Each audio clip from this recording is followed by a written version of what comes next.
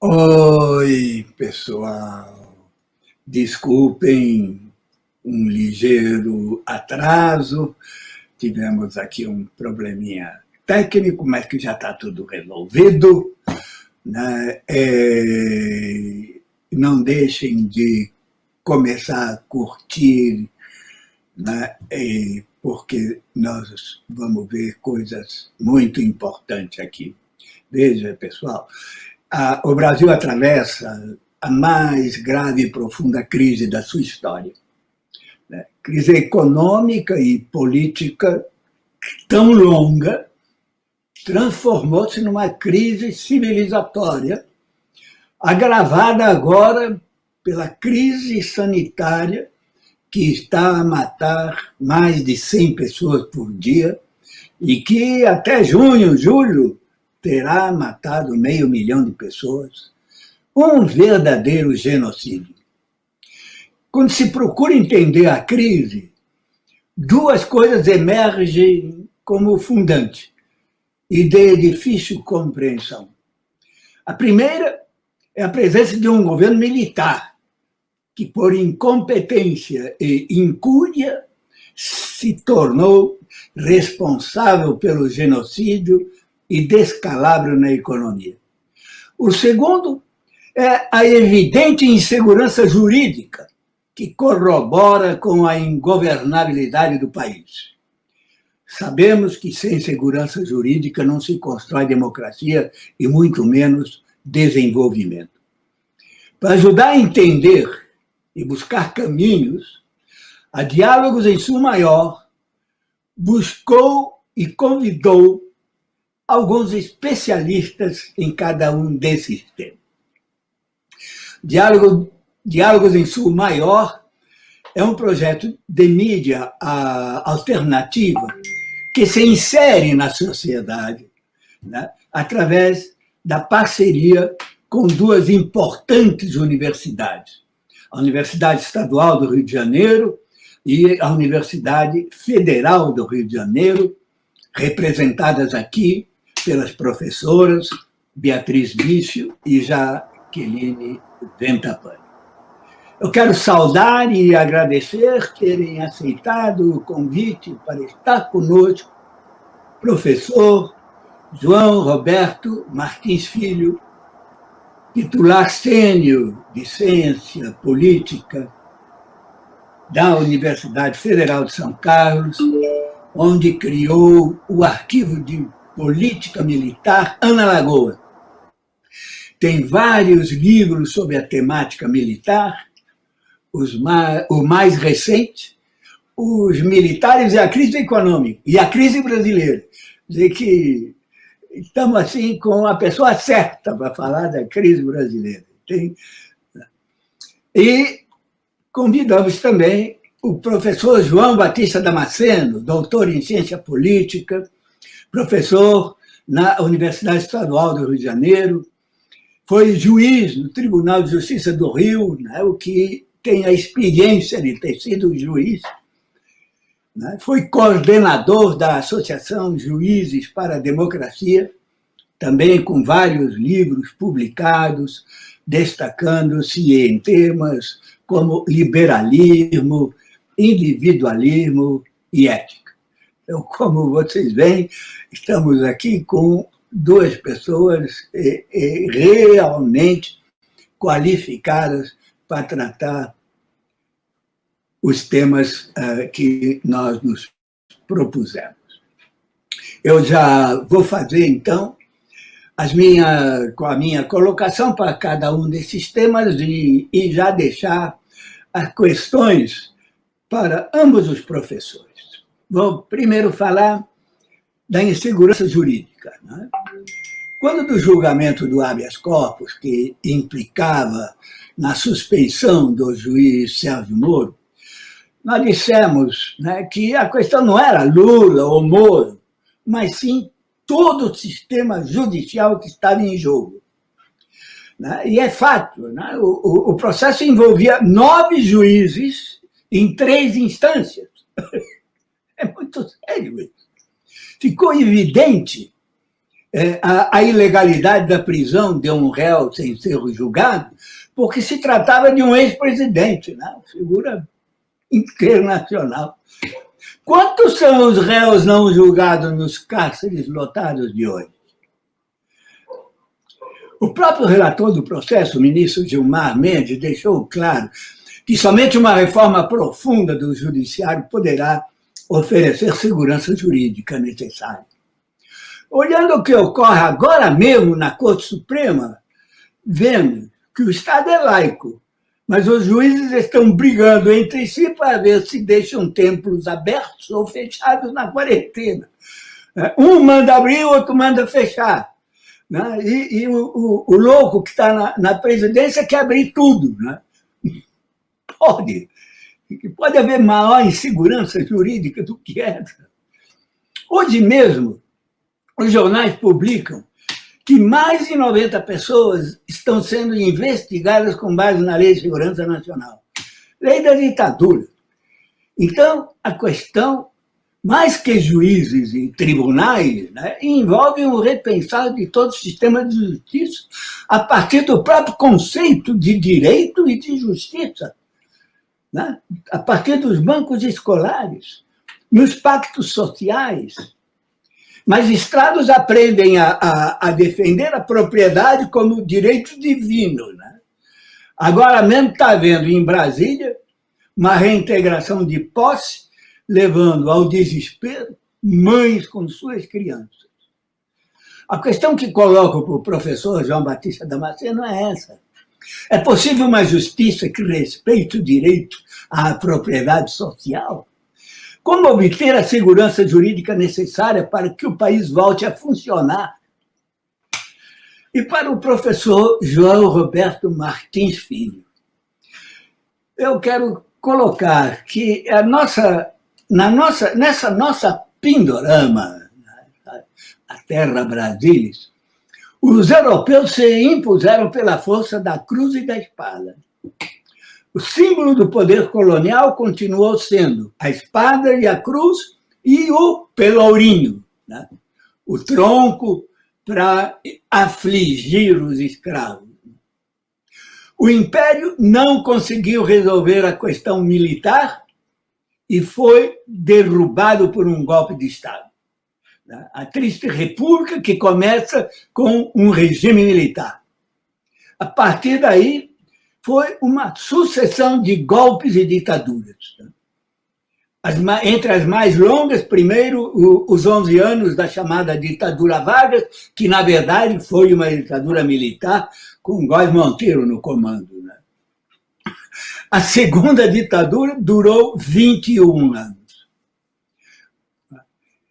O general Hamilton Mourão, em artigo publicado no domingo, diz que foi o regime de 64, esse dos 21 anos, que fortaleceu a representação política, né, e afastou os militares da política. Né? Está de vice-presidente e foi um dos artífices do golpe e da operação militar que os levou à presidência. O certo é que os militares nunca se afastaram da política. Durante o período de 64 a 85, editaram 17 atos institucionais, liquidaram com os partidos políticos, caçaram parlamentares e intelectuais, fecharam e abriram o legislativo, manietaram o judiciário, criaram uma justiça militar para julgar civis, inclusive a mim, prenderam sem julgamento, torturaram, mataram, né? Para conseguir essa façanha, tiveram que se livrar de 6.500 militares democratas e nacionalistas. Tudo isso em nome de defender a democracia. Democracia dos Estados Unidos, certamente. De 1985 a 2016, nós tivemos o mais longo período de poder civil continuado. Foram 35 anos em que tão pouco se resolveu a questão militar. Inconformados por estar fora do poder e não serem compreendidos como salvadores da pátria, os militares realizaram o que chamamos Operação de Inteligência para a Captura do Poder. A eleição de 2018 foi uma farsa sob todos os pontos de vista. A suspeição de Moro deixa claro algumas das táticas utilizadas para a captura do poder. Começou com afastar o principal candidato. Essa é a questão. Eles tomaram o poder com o objetivo explícito de que necessitam 30 ou mais anos para consertar o país. Ocuparam todos os ministérios, inclusive aqueles cujo titular é um civil, né? Você vê os cargos de segundo escalão, são todos militares. Transformaram-se em burocratas a proteger o próprio emprego, né? Em que desfrutam de 2 salários, além das mordomias. Mais de 10 mil militares nos órgãos de governo e nas estatais. Essa é a questão. É um governo militar que está a militarizar o Estado. Difícil imaginar que queiram largar essa mordomia.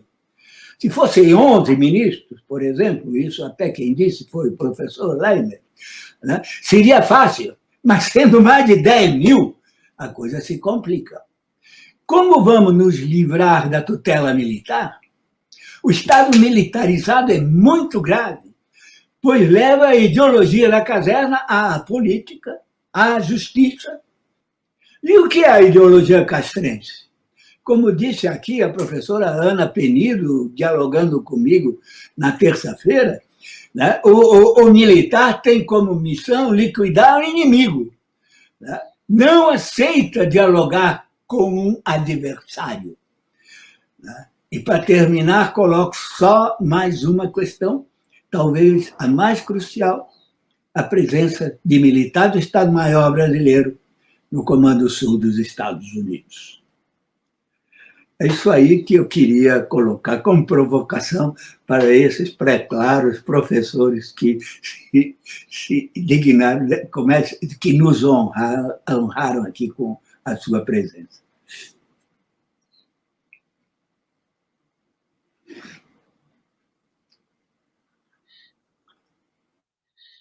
Quem vai começar sou eu?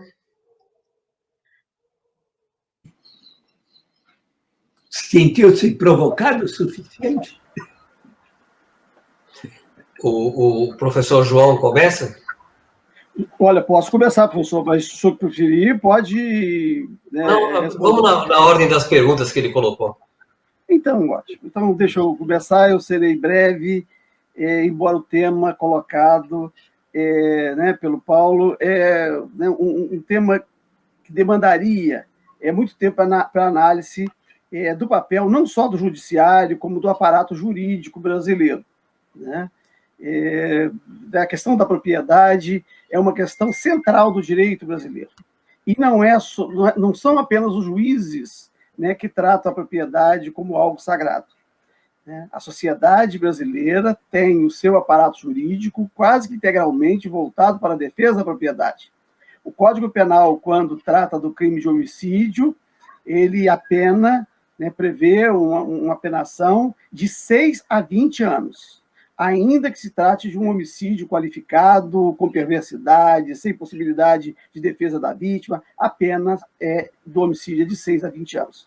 Diferentemente, se num roubo decorre a morte, né, ainda que acidental, né, da vítima, e aí o crime não é mais de homicídio, o crime é um crime contra o patrimônio, é um roubo, do qual, né, a morte possa resultar da não intenção daquele que apenas estava pretendendo subtrair o patrimônio. No latrocínio, a pena é de 12 a 30 anos. Né? Portanto, o patrimônio, né, é muito mais protegido na ordem jurídica brasileira do que a própria vida, né, que deveria ser o valor maior. Né? Então, essa hierarquização das penas, né, e dos crimes já nos demonstra a importância, né, que a ordem jurídica dá para o patrimônio. Né?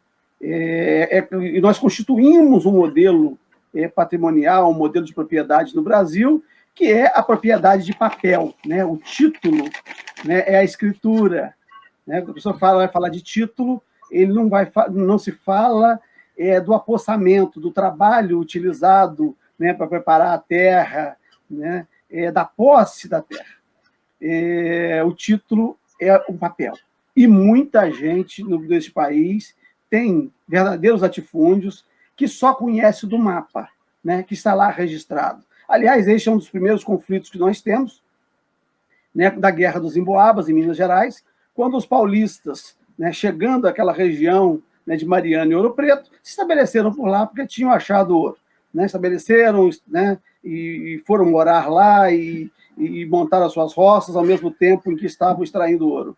Num dado momento, chegam, né, os fidalgos portugueses com um pedaço de papel, dizendo que eles eram os proprietários, que tinham um ganho, né, a sesmaria daquela propriedade. Né? Então, o título não era o apossamento, o título era o pedaço de papel, né, doado pela coroa portuguesa. Então, nós temos um modelo de propriedade do Brasil que não está assentado no uso, né, desse recurso natural não decorrente, né, desse bem natural não decorrente do trabalho, né, que é a terra. Mas a Constituição, no artigo 5º, inciso 22, ela fala que é garantido o direito de propriedade. Mas no inciso de 23, ela diz que a propriedade terá função social. Né? Portanto, nós temos uma subordinação da propriedade, da legitimação da propriedade pela sua função social. Né? Isso é da Constituição de 1988, mas ainda não foi completamente introjetado na ordem jurídica nacional, na prática, né, jurídica nacional, e nem na sociedade.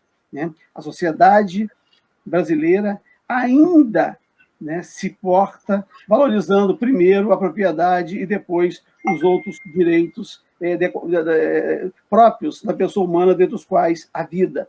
E toda a política de segurança, né, que tem hoje sido montada no Brasil, ela é uma política de segurança patrimonial. Né? Quando nós falamos de segurança pública hoje, né, o que se vem à mente, o que se faz é segurança patrimonial.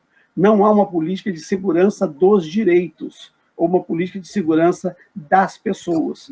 Então, essa questão do modelo de propriedade que nós instituímos no Brasil, né, que temos, ao longo dos séculos, tem desprivilegiado a vida, né, em favor do apossamento, né, em favor, né, de algo, né, que será melhor tratado quando nós falarmos do patrimonialismo, né, que é esse modo de se estabelecer essa relação com outras pessoas a partir do patrimônio, né, e, por vezes, confundindo, né, a esfera pública, né, o patrimônio público com o patrimônio privado. E isso também pode ser analisado neste momento, quando nós falarmos das terras da União, né, destinadas aos povos indígenas, que neste momento, né, estão sendo saqueados, né, por guerrilheiros, né, estão sendo apropriados por guerrilheiros, né, atendendo ao agrobusiness, está sendo apropriada pelos madeireiros, e há um conflito neste momento entre o ministro do Meio Ambiente e a Polícia Federal, que a Polícia Federal diz que as madeiras são ilegais, e o ministro do Meio Ambiente, que deveria defender o meio ambiente, quer liberar a madeira, e pelos garimpeiros, né, que estão em terra pública se apropriando de riquezas minerais, né, públicas que estão nessas terras que não poderiam ser mineradas porque públicas da União, mas destinadas aos povos originários. Então, nós temos que construir, né, um conceito, né, de propriedade que atenda efetivamente aos interesses sociais. Tá? E isso é um papel, né, da sociedade, do Estado, e ao qual o judiciário, né, terá que se curvar. Né, mas com as suas peculiaridades, com a sua história, né, também, né, tem os seus problemas para poder compreender essa função, né, que a Constituição de 1988 lhe atribui.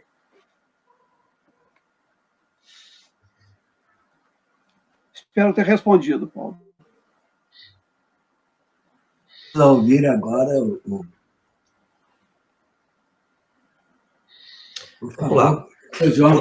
Vou tentar usar o mesmo tempo que o colega usou. Eu vou propor uma tese meio polêmica. Na verdade, ela não é muito, muito aceita. Em geral, as pessoas que querem valorizar o estudo do tema militar, coisa que hoje em dia não precisa mais, porque a gente realmente virou o tema no Brasil hoje, elas citam os momentos de ruptura, que foram 1889, 1930, 1937, 1945, 1964, para falar que os militares eles são quase que eles são o fator mais importante da vida política brasileira, no caso a vida republicana brasileira, e que eles que governavam em vários momentos da vida política do Brasil. Bom, vamos começar. Na época do Império, a Adriana Barreto teve um texto muito bom, que ela escreveu recentemente, onde ela mostra que os militares tiveram um papel de ordem interna fundamental, tanto é que durante 7 anos o Caxias chefiou a polícia do Rio de Janeiro na época das regências, isso pouca gente sabe. Mas eu diria o seguinte, eu diria que no Império, o Império era um regime essencialmente civil. Depois da Guerra do Paraguai, com o surgimento da questão militar, aí sim, os militares deram um golpe em 1889. Eles ficaram no poder, no governo Deodoro e no governo Floriano Peixoto, mas nós temos que reconhecer que o período seguinte foi o período de hegemonia da burguesia cafeeira. E, basicamente, a dinâmica política, a própria ideologia do regime, vamos dizer, a sede de poder, a ideologia e a dinâmica política era civil. É evidente que os militares tiveram alguns, por exemplo, houve presidente militar, mas os militares tinham o poder de criar problemas, né? Principalmente através de revoltas militares, que são as revoltas do tenentismo. No regime Vargas, a gente não pode esquecer o papel do próprio Vargas, né? E a ideologia que se atribui a esse período é a ideologia trabalhista, não é uma ideologia militar. A relação entre o Vargas e os trabalhadores urbanos é um ponto fundamental desse período. E eles, evidentemente, que apoiaram, os militares entraram muito divididos na Revolução de 30, e não foram a força principal, ou foi um movimento heterogêneo que aglutinou um conjunto de forças contra o regime da República Velha, e em 37 eles apoiaram, porque eles queriam aumentar o papel que eles tinham no Estado. Mas veja bem, se o Góes Monteiro precisava falar, nós queremos a política do Exército, não a política no Exército, é porque ainda não havia política do Exército, pelo menos durante o primeiro período Vargas. E fica muito claro que eles tentam aumentar a sua posição de poder no governo do Estado Novo. Eu tenho dúvidas se o governo do Estado Novo é um regime militar. Uma das perguntas que nós podemos fazer é a quem coube a decisão de levar o Brasil para a Segunda Guerra Mundial. Coube ao Góes Monteiro ou coube ao Getúlio Vargas? Esse é um ponto também interessante. O período seguinte começa com um golpe militar e termina com um golpe militar. Em 1945 é derrubado Getúlio e em 1964 é derrubado aquele que fez a oração fúnebre no túmulo do Getúlio, o João Goulart. Então, há uma contradição muito grande agora entre os militares que gostavam de Getúlio ditador, mas não gostam de Getúlio líder das massas trabalhadoras. E ele, então, passa a ser quase que igualado ao comunismo, e ele se suicida em 1954, mas o trabalhismo continua com muita força. Há um regime militar, há várias tentativas de golpe, né, 54, durante o governo Juscelino houve 2 tentativas frustradas, em 61 uma tentativa de golpe, e finalmente vem o golpe.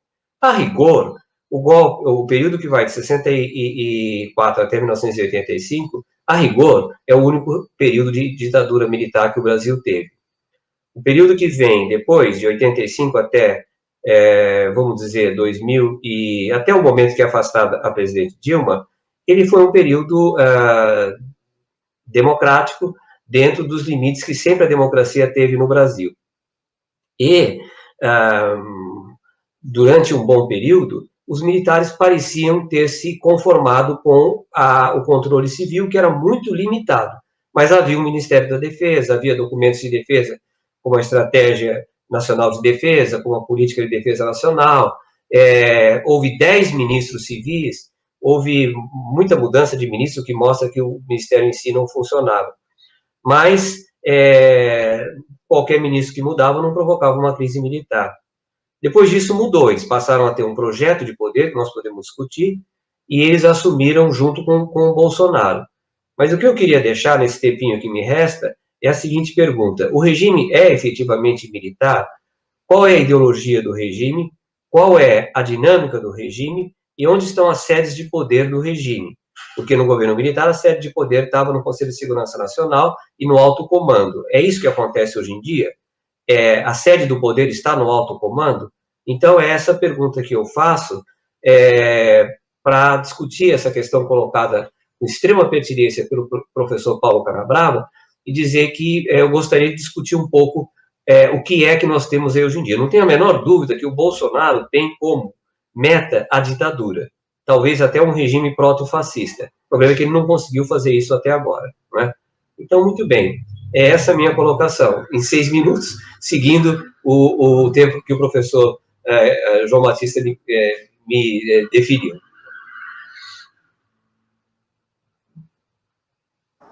Agora é a minha vez de fazer as perguntas. Eu quero deixar aqui expressa a minha alegria, a minha satisfação de estar aqui recebendo esses dois ilustres colegas que estão nos permitindo um debate tão pertinente. Eu vou inverter, então, vou começar pelo professor João Roberto Martins Filho. Eu acho que a pergunta que o professor deixa já merece ser respondida, professor, mas eu queria trazer à tona 2 artigos que o senhor escreveu que me parecem que dialogam muito com o momento atual, pelo menos me deixaram algumas dúvidas que eu queria colocar para o senhor. Um é o seu artigo A Guerra da Memória, onde o senhor coloca que há uma espécie de confronto em relação à memória dos anos da ditadura militar entre os militares, que naquele momento é um artigo que o senhor, se não me equivoco, escreveu no início dos anos 2000, 2002, é uma pesquisa, né? Enfim, na verdade, um artigo fruto de pesquisa, onde os militares que o senhor, pelo menos entrevista, ou a respeito dos quais menciona o resultado das perguntas, tendem a procurar esquecer o que aconteceu no período militar, e os militantes, que são o contraponto que o senhor coloca, militantes da esquerda que enfrentaram a ditadura militar, ao contrário, procuram manter muito viva a memória. Né? Então, em relação a isso, vai a primeira parte da minha questão, da minha pergunta, se hoje o senhor acha que essa questão continua vigorando, não em relação aos militantes da esquerda, que eu acho que a memória sempre faz muito sentido, né? Uma memória do que aconteceu na ditadura do ponto de vista da perspectiva da sociedade civil, mas se o senhor acha que nesse momento com o governo Bolsonaro já não existe esse sentimento de querer esquecer o que a ditadura fez, até porque estão sendo exaltados muitas vezes protagonistas da pior fase da ditadura, como foi, por exemplo, a tortura e aí a figura de Ustra, etc. Né? E, por outro lado, o senhor tem outra pesquisa com a dinâmica militar nas crises políticas durante a ditadura, onde o senhor coloca ter encontrado 4, aspas, partidos castrenses. Né? Nesse momento, o senhor encontra que existem essas divisões dentro das Forças Armadas, esse projeto que o senhor coloca de Bolsonaro se perpetuar através de um golpe possivelmente protofascista, ele representa pelo menos uma dessas correntes? Essas seriam as questões, professor, para o senhor. Para o Damasceno, eu vou insistir num tema que o Paulo tocou e ficou um pouco perdido nas várias questões importantes que foram alencadas, que é o fato de ainda termos, entre outros, né, resquícios da ditadura militar, a Lei de Segurança Nacional. Né? Então, eu também coloco 2 questões que me parecem que estão vinculadas de certa forma. Não diretamente, talvez, mas uma é como lidamos durante todo esse longo período, longo perspectiva para nossas vidas, pelo menos, de governos civis, sem que ninguém tenha atentado à necessidade de uma revisão dessa lei, e hoje, então, ela está sendo utilizada da forma como está usada. E, por outro lado, eu tenho lido muitos dos seus artigos absolutamente bem documentados sobre o Lava Jato, como exatamente dos escândalos, digamos assim, mais bem documentados, né? Então, vejamos, temos aí duas pontas, né? Um resquício da ditadura por um lado e outro uma inovação desse lawfare, e sempre, em última instância, com o poder judicial ou a arena jurídica misturada aí com questões essenciais. Eu gostaria de uma reflexão sobre, sei que estou tentando juntar duas questões que têm sido analisadas separadas, mas até onde estão separadas? Até onde esse esquema, esse arcabouço jurídico que o tão singular do Brasil permite um lava-jato na dimensão que ele cobrou?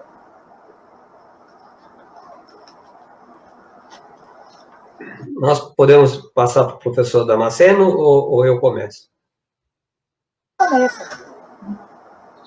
Tá, ok. Muito bem. Deixa eu... então, agora eu vou tentar responder naquele tempo que nós combinamos. Aquele artigo mostra que houve uma mudança nas coisas entre o começo dos anos 2000 e agora. Podia ser que elas estivessem ali em embrião, mas elas não realmente desabrocharam apenas depois do afastamento da presidente Dilma, né? Então, naquela época, eles queriam esquecer. Mas, inclusive, a presidente Dilma proibiu a comemoração do 31 de março. E a esquerda queria lembrar, mas era um outro momento, não é tudo igual durante a nova república. Hoje em dia, vocês me perguntariam, hoje em dia eles querem lembrar? Ora, aí nós temos essa questão que eu coloquei na primeira intervenção. Eles preferiam que isso fosse feito interna corporis, eles preferiam que ficasse feito dentro dos quartéis para reforçar a cultura militar de defesa do golpe de 64 e de defesa do regime militar, dentro das Forças Armadas. Não me parece que as Forças Armadas é que inventaram essa coisa de comemorar 31 de março, como está sendo feito desde 2019, não é? Tudo indica que Bolsonaro colocou eles numa puxa, numa fria. Porque em 2019, o mundo inteiro noticiou que o Brasil iria comemorar um golpe de Estado. Eu acho que eles sempre preferiam a discrição. Do mesmo modo que eles preferiam que eles ficassem nos bastidores controlando o Bolsonaro. Me parece que isso não deu certo. Então, a memória, eu acho que eles não querem esquecer de forma nenhuma, mas eles preferiam que fosse feito sem espalhafato. Essa coisa que o Braga Neto fez agora de celebrar o golpe, eu não acho que eles queriam fazer isso. Eles preferiam fazer discretamente, né? Não mostrando para o mundo que eles estão... O Bolsonaro é muito traiçoeiro nesse sentido. Com relação aos grupos, efetivamente, quando toda a política se dava dentro do meio militar, houve uma proliferação de conflitos dentro do governo militar. E aí, naquele período de 64, 69, eu encontrei, além do grupo castelhista e do grupo duro, um grupo que eu chamo de palaciano, que é uma palavra que pode voltar hoje em dia com força, tá? E um grupo que eu chamo de albuquerquista, que era o grupo do general Albuquerque Lima. Então, toda a política se concentra nos quartéis, por isso que eu acho que a caracterização do regime como civil-militar, ela nos priva de, pela primeira vez, poder falar de um regime militar, né, tucur, vamos dizer assim, e o que me espanta é que, nessa conjuntura que nós vivemos hoje, até há muito pouco tempo, não havia nenhum sinal de divisão militar. Isso é raríssimo acontecer na história militar brasileira. Não havia. Agora, com essa questão aí da demissão do ministro da Defesa, pode ter surgido algum tipo de fissura, mas a gente tem que explorar um pouco. Não está muito claro isso e não vai dar tempo de eu responder agora. Mas, aparentemente, a unidade militar foi surpreendente.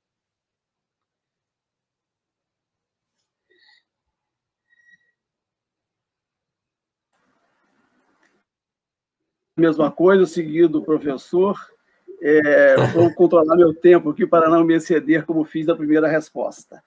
A questão que é colocada pelo Paulo, pelo professor Paulo, pela professora Beatriz, né, da Lei de Segurança Nacional, uma lei editada nos estertores da ditadura empresarial militar, né, de 1983, a Lei 7.170, eu creio que não passou despercebido pelos governos que sucederam ao velho regime, né, empresarial militar, não. Ao contrário, né, estes governos se serviram desta lei. Ao invés de editarem, né, buscarem editar, né, uma lei de defesa do Estado democrático, se serviram dessas leis, né, dessa lei. Né? Os manifestantes, aqueles manifestantes que fizeram um protesto em frente ao consulado do Rio de Janeiro, quando o presidente Barack Obama esteve no Rio de Janeiro, né, esteve aqui, eles foram enquadrados na Lei de Segurança Nacional.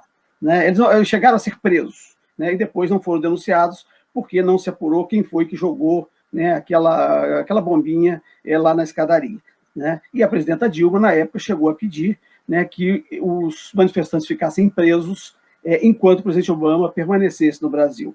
Então, o que nós tivemos foi o uso de uma lei que não nos servia, né, a manutenção dela, e que hoje está sendo usada pela sociedade. Parcela da esquerda apoiou, né, parcela dos setores democráticos, né, apoiaram esses instrumentos como se tivessem controle dele.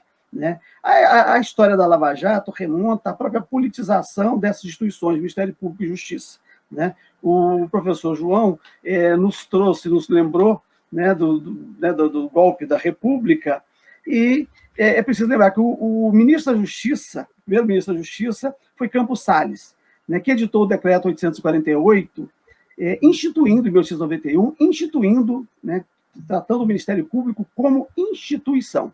Né? Campos Salles né, o formulador do Pacto Coronelista. Né? Então, já logo no primeiro, né, governo militar, ele institui, né, constitui uma instituição, né, que serviria para processar os adversários. E é preciso lembrar, né, das intervenções, né, do Poder Central, né, nos estados, quando as oligarquias se opusessem ou bandeassem para a oposição, que elas eram feitas normalmente a pretexto de cumprir uma ordem judicial.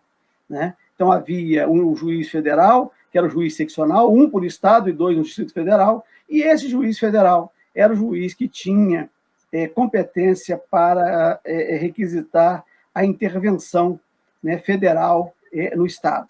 Então, nós tínhamos, na verdade, a República, né, se formatou criando essas instituições, né, a fim de possibilitar o lawfare. A palavra é nova, mas a politização, né, dessas instituições do sistema de justiça, elas remontam, né, a um longo período da história do Brasil.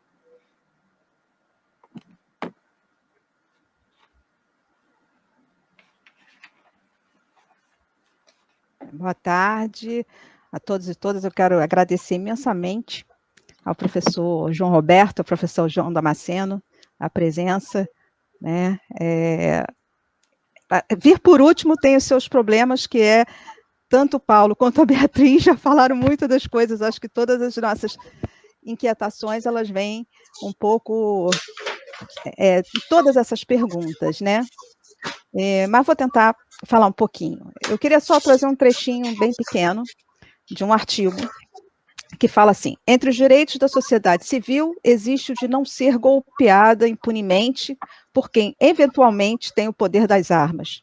A sociedade civil desarmada não pode viver ao sabor das decisões tomadas por grupos ou chefias militares. Os cidadãos não podem ficar expostos às ações decorrentes da interpretação de cenários políticos feita dentro dos quartéis sem a sua sanção. A usurpação do espaço político pelas Forças Armadas tem sido justificada como missão salvacionista da qual o militar estaria imbuído e motivada pelo sentimento do direito de fazer política enquanto corporação, mas sempre através das chefias e com recursos próprios de uma instituição aparelhada para lidar com o conflito bélico. Esses trechinhos, vou pedir a Vanessa só para trocar, na verdade ele foi retirado de um artigo publicado na revista Cadernos do Terceiro Mundo, em abril de 1985, pelo cientista, está ali, né, cientista político, René Dreyfus, que faleceu muito jovem, que tem uma obra clássica, que é 1964, A Conquista do Estado, né? E aí, voltando um pouquinho nessa questão do artigo, você vê que ele foi escrito exatamente naquele momento de início da nova república e de se pensar uma nova Constituição Federal para esses tempos democráticos. E eu, lendo esse artigo, né, a gente faz um trabalho com a Cadernos, eu lendo esse artigo, e eu li um outro, esse bem fresquinho, bem recente, que é do grupo do GEDES, que o professor João Roberto conhece muito bem, né, que são os militares e o golpe de 2016, esse artigo, Ele é escrito pela Ana Penido, como o Paulo já falou aqui, esteve com ele nessa terça-feira, Mariana Janot e o Jorge Rodrigues. E ele faz uma cronologia muito interessante, de 2004 a 2016, e dialoga, inclusive, com outro debate que nós tivemos aqui com Piero Lerner, sobre a guerra híbrida, e que fala que esse movimento, na verdade, de 2016, é um golpe de Estado, ele veio, não foi gerado, como muitos falam, em 2013, né? Bom, eu vou tentar reduzir um pouquinho. Nessa cronologia, que eu não vou falar, mas me chamou muita atenção exatamente as questões da Comissão da Verdade, né? Esse passado, que é sempre um passado muito complicado, e a gente recordar que o Brasil é um dos poucos países, se eu não me engano, não sei se é o último, um dos poucos países em que a justiça de transição, efetivamente, ela não ocorreu, como deveria ocorrer, né?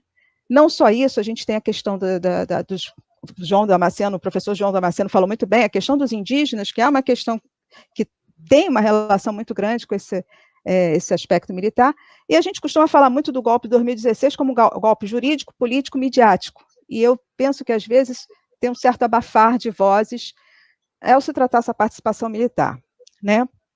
Então, assim, juntando essa cronologia, que foi nesse artigo do grupo do GEDES, com o texto do Dreyfus, com o texto do professor Francisco Carlos Teixeira, publicado no livro recém-lançado do professor João Roberto, Os Militares e a Crise Brasileira, quer dizer, bem nesse calor, me veio essa questão da transição, né? Muito do que você vê, para mim, é uma continuidade, claro, que dadas as suas diferenças, mas de uma justiça transicional não feita, né, de uma transição mal feita, a gente sai da ditadura com uma transição pactuada pelo alto, com aquele discurso, vamos esquecer o que houve e seguir em frente, como muito bem a Beatriz botou, né, as coisas todas da questão da ditadura, e você tem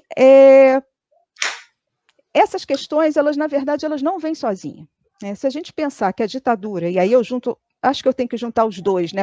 O que o professor João Roberto vai falar e o professor João Damasceno, a gente tem que lembrar que, ao lado da questão militar da ditadura, propriamente militar, essa questão, a gente teve a construção de um arcabouço jurídico para dar aparência de legalidade ao regime, né? Não havia uma legitimidade, né? Houve um golpe, mas todo o período da ditadura militar ele vai ser construído na tentativa também dos militares em construir uma legalidade. E nós estamos vendo isso acontecer agora.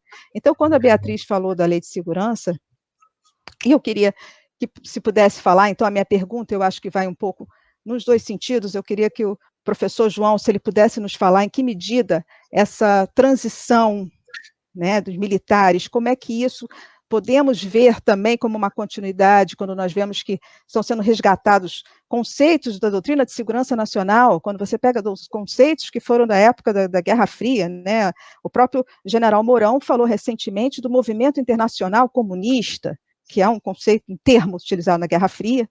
Se a gente pode falar numa certa permanência atual nessa crise, que não é uma crise pontual, né, dessa transição mal feita, e eu queria, se pudesse, o professor Damasceno, né, eu cortei um pouquinho das coisas que eu ia perguntar, em relação à Lei de Segurança Nacional, como você falou muito bem, nós temos uma nova lei que está sendo proposta, que foi proposta pelo deputado Paulo Teixeira, se não me engano, do PT, que eles chamam de Lei de Estado Democrático de Defesa. Em que se diferenciam essas leis? Eu acho que isso é importante ficar claro. Em que essa questão da Lei de Segurança Nacional, de junho, segundo um site, eu esqueci o nome do site, não me recordo aqui, mas de junho de 2019 a junho de 2020, foram 41 prisões ou indiciamentos com base na Lei de Segurança Nacional, né? Uma lei de 1983, ainda o chamado entulho autoritário. Então, eu gostaria, eu quando penso essas duas questões, eu não penso como elas separadas. A questão militar, ela está junto com a questão política, está junto com a questão jurídica, né? Até porque, se a gente lembrar bem, foi dito que era preciso só de um soldado, um cabo e um jipe, né, para interferir no STF. Então, eu vou tentar ser um pouquinho mais rápida, mas é isso que eu queria que vocês falassem um pouquinho mais. Professor João, se puder começar, e depois o professor Damasceno. Tá. Em primeiro lugar, Pepe, desculpa, eu não falei que o tempo que ele usou na primeira vez, nós não tínhamos um tempo para a primeira vez, então eu só me segui o tempo dele para ser equânime, mas não tínhamos definido. Só nas perguntas que a gente tinha, por sinal, só vou ligar aqui agora, tá? Um minutinho só. Bom, são tantas questões que realmente não vai dar para responder nesse espaço que nós definimos. Eu acho muito bom definir um tempo certo, né? Eu acho que houve muitas falhas na condução da política militar nos governos de centro-esquerda. Na verdade, eu acho que tanto o Fernando Henrique, quanto o Lula, quanto a Dilma, eles empurraram um pouco a barriga a questão militar. Como existiu na época dos anos 30 aquela política do appeasement, que a Inglaterra definiu a política da Inglaterra com relação a Hitler, eu acho que também o erro de fazer uma política de appeasement com os militares dá no que deu, quer dizer, evitar contrariar os militares. O primeiro-ministro da Defesa, que era um civil e um diplomata, ele se afastou e ninguém o defendeu, porque ele entrou em conflito com o comandante do Exército por causa daquela foto falsa da questão do Herzog, né? Aquilo ali deviam ter batido o pé e falado não. O governo está começando, o Lula tem extrema legitimidade, e ele não vai demitir o ministro da Defesa. O melhor ministro da Defesa, talvez, que existiu nesse período inteiro, que tinha melhores intenções, eu acho, era o Viegas. Então, eu acho que houve esse tal de appeasement que acabou empurrando o problema com a barriga, né? Qual é a política de defesa, a política militar, vamos dizer assim, que a política militar ela é parte da política de defesa? Hoje é que nós estamos pensando só na política militar, porque nós queremos que ele se afaste do poder, mas qual é a política de defesa do governo Fernando Henrique, do governo Lula e do governo Dilma? Essa é uma questão chave, porque eu acho que todo mundo tem centrado fogo na Comissão Nacional da Verdade para falar que esse foi o erro, mas não, houve outros erros, né? Um deles foi não definir a questão. Ou achar que só com armas, comprando armas, você faz esse apaziguamento dos militares e que eles não te atrapalhem. Você também não quer ter problema com eles, não quer se preocupar com eles. Agora, houve um outro processo que foi fundamental, que a Adriana Marques trata nessa coletânea que vocês mencionaram, que eu organizei, que foi a experiência do Haiti. A experiência do Haiti, onde o Brasil, meio por um golpe de fortuna, ficou com o Brasil, nomear o comandante das tropas em geral, Force Commander, não só as tropas brasileiras, se vocês virem a quantidade de pessoas que tiveram no Haiti como Force Commander e que depois ou articularam o golpe ou municiaram o governo Bolsonaro, participaram do governo Bolsonaro, é impressionante. Então, aí houve também um erro muito sério, porque, afinal, o Haiti passou a ser usado pelos militares como uma prova de que eles tinham que fazer aqui no Rio o que eles tinham feito no Haiti. Houve um erro com relação ao último período de governo da centro-esquerda, que foi um excesso de operações de lei, garantia de lei e da ordem. Um excesso.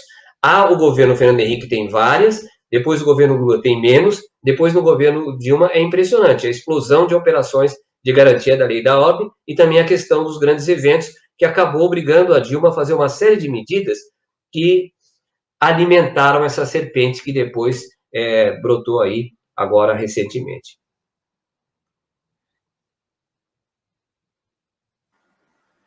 Pois é, tratando dessa questão da Lei de Segurança Nacional, né, que a professora Beatriz pergunta, e a propositura, né, esse projeto de lei de defesa do Estado Democrático, o que tem, basicamente, é que uma lei de segurança nacional ela visa proteger as autoridades, né, temerosas, fragilizadas, ou em suas conduções ilegítimas ou ilegitimadas, né? Então, a Lei de Segurança Nacional vigente, ela protege muito, né, as autoridades, né? Aliás, o Brasil não é só na Lei de Segurança Nacional, o Brasil é signatário do Pacto de São José da Costa Rica, né, a Convenção Interamericana de Direitos Humanos, e se comprometeu a não privilegiar os agentes, a não fazer leis distinguindo os agentes públicos dos cidadãos. E, se o fizer, tem que ser em benefício do cidadão, nunca em favor do agente público. Mas nós temos no Código Penal o crime de desacato, né? que a falta do acatamento devido, né, a um agente público. E os tribunais têm resistido muito em considerar, né, este tipo, né, essa lei, esse artigo que define o desacato como contrário, né, ao Pacto São José da Costa Rica, que foi nacionalizado, né, como norma supralegal e infraconstitucional. E, portanto, num controle de convencionalidade, já deveria ter sido tratado como expurgado, né, da ordem jurídica nacional. Nós temos um problema sério da Lei de Segurança Nacional, que é a sua incompatibilidade com a Constituição de 1988. Né? Já não é mais, e o Supremo vai se debruçar sobre isso, né? Analisando alguns dos dispositivos que eles são flagrantemente contrários à Constituição. Eles são inconstitucionais. Eles não foram recepcionados pela Constituição de 1988. Tá? Mas isso o Supremo haverá de se pronunciar sobre isso, a fim de expurgar, a fim de retirar da ordem jurídica, né, parte desse arcabouço, né, que é, né, desse período autoritário, e que os governos de centro e de centro-esquerda, né, pós-88, foram muito complacentes na manutenção e até na utilização.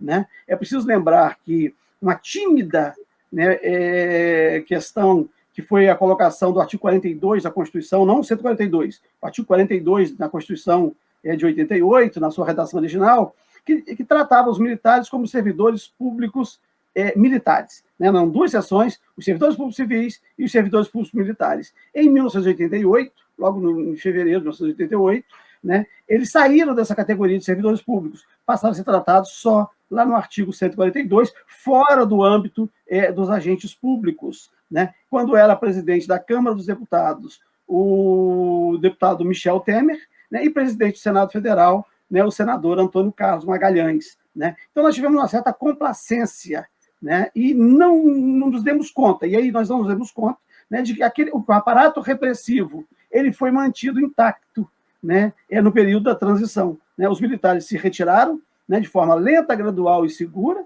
né, não foram retirados do poder, eles se retiraram, mas se mantiveram com o seu aparato, né, e o aparato que deixaram não foi integralmente desmontado pelas forças que sucederam ao regime empresarial militar de 1964 a 1985.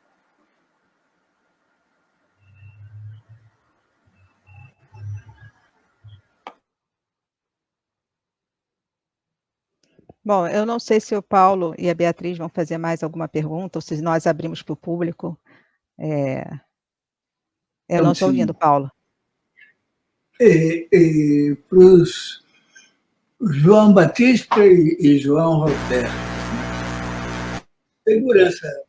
falar em segurança jurídica me remete à soberania jurídica, né? E soberania jurídica no contexto soberania nacional. Eu acho que a soberania nacional está sendo estuprada, né, em bom português. Então, eu queria que você fizesse algumas considerações sobre a questão da soberania. E para o João Roberto, mais precisamente, até onde a presença brasileira no Comando Sul dos Estados Unidos fere a soberania.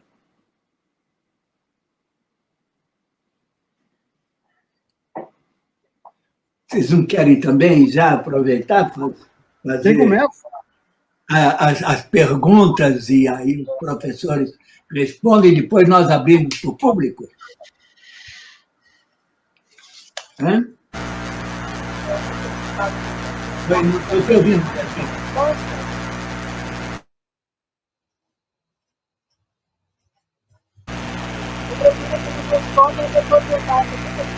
Beatriz, seu som está com problema.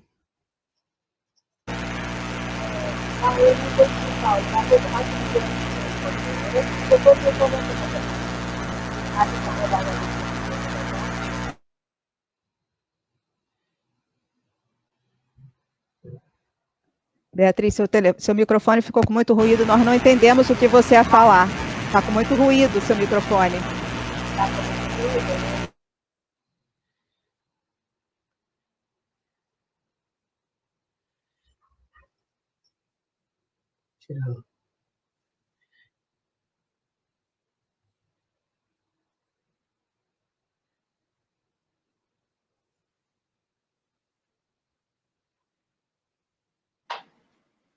Beatriz, você está sem fone, sem microfone. Eu vou deixar o canal de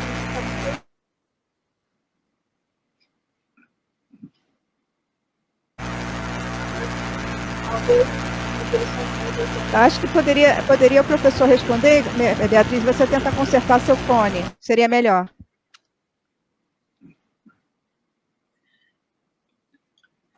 Quem sou eu? Agora não? Pode começar, professor João Roberto.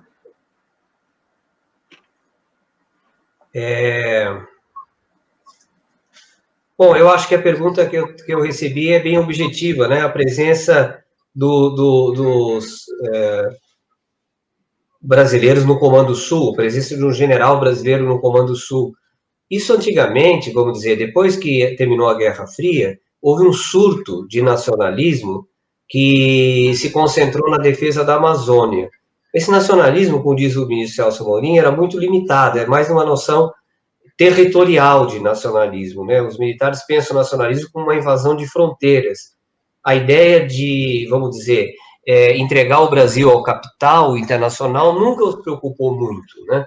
Agora sim, a questão das fronteiras, então eles vieram lá com uma doutrina, na época, que foi a doutrina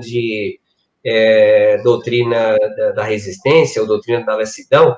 Por incrível que pareça, eles começaram a se preparar na escola de guerra na selva para uma resistência a uma invasão armada da Amazônia, né? Então foi um ultranacionalismo meio fake, né? Bastante limitado, mas existiu esse período aí.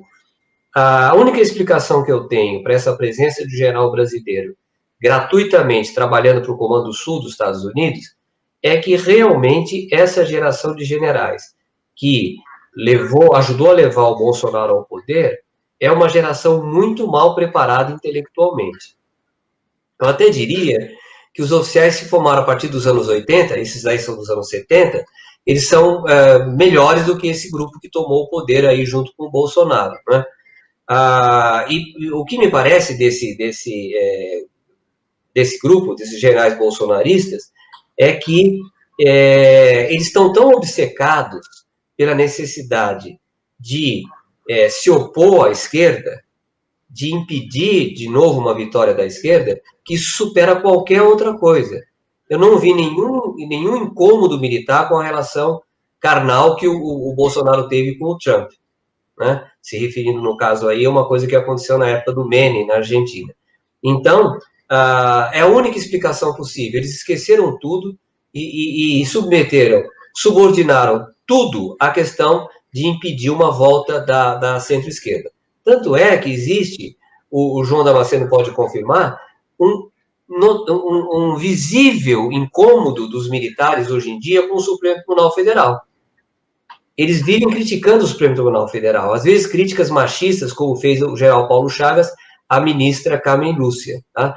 Então, por quê? Porque eles acham que o projeto deles passava pelo Bolsonaro e o Supremo está atrapalhando, o que é absurdo, né? Eu brinco que o Brasil é o único país onde, quando o cara chega a general, ele vira especialista em direito constitucional. Aí, João Batista. Pois é, exatamente isso que o professor João Roberto acaba de falar, né? Nós temos, esse é o segundo ponto que eu ia abordar, mas eu vou começar por ele, né? A Constituição diz no artigo 102 que compete ao Supremo Tribunal Federal principalmente a guarda da Constituição, né? Então, o papel de guarda da Constituição ele é atribuído, né, pela Constituição ao Supremo Tribunal Federal, tá? Mas o que nós temos visto, né, são os militares dizendo que eles é que são os guardiões da ordem constitucional, né? Então, eles estão se arvorando num papel que não está na Constituição, né? Então, quando a Constituição permite o emprego das Forças Armadas na ordem interna, né, é como disse o professor João Roberto sobre as GLOs, né? Então, aquilo ali é emprego, né, das Forças Armadas na ordem interna, que a princípio elas não deveriam intervir na ordem interna, né? Mas tem uma autorização constitucional para que intervenha com a requisição de quaisquer dos três poderes, né? Então, não é o guardião da Constituição, né? Não é o poder moderador da República, tá? Não tem o papel que querem se atribuir, né? O guardião da Constituição né, está textual no artigo 102 da Constituição da República, é o Supremo Tribunal Federal. Né? Então, tem efetivamente um conflito, e exatamente um conflito pela incompreensão, né, dos seus papéis. E não é uma incompreensão gratuita. Evidentemente, estão querendo usurpar, né, papel que não lhes pertence. Né? O general Mourão ontem deu a declaração dizendo que faria tudo o que o presidente mandasse de acordo com a Constituição. Ou seja, quem passa a interpretar a Constituição agora é o presidente Bolsonaro, e aí o general Mourão, né, é que vai executar o que o presidente, né, esse constitucionalista, esse novo constitucionalista, né, brasileiro, né, entender o que é a Constituição. Né? Então, nós temos aí uma questão séria, né? E aí, o Paulo, você coloca a questão da segurança jurídica. A segurança jurídica ela vai existir. Primeiro, nós tivemos essa definição clara desses papéis, a quem compete o quê. Né? E a segunda, e isso decorre, e aí que é a harmonia dos poderes. A harmonia dos poderes não é o pessoal ficar tomando cafezinho, né, nem saindo para jantar. A harmonia decorre, né, de cada qual, né, desempenhar o seu papel, né, sem entrar na esfera do outro, e a independência é o funcionamento sem a necessidade de autorização do outro. E aí nós precisamos, para ter segurança jurídica, a história da previsibilidade.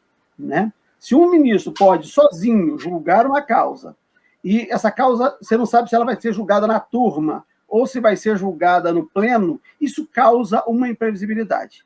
Né? Então, que casos, né, vão para o pleno e que casos ficam restritos à turma, e que casos um ministro pode julgar monocraticamente, que caso ele pode julgar sozinho. Então, essa falta de previsibilidade, né, dos pronunciamentos judiciais, claro que ele causa insegurança jurídica. Então, a primeira coisa que nós precisamos é de previsibilidade, né, para sabermos como os tribunais vão se pautar e o que, né, consta da ordem jurídica, que é uma referência de ordem, né, que garante alguma segurança no presente e reduz as incertezas do futuro.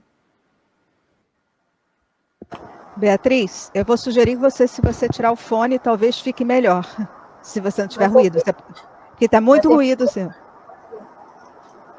Ok. E assim, vocês escutam assim?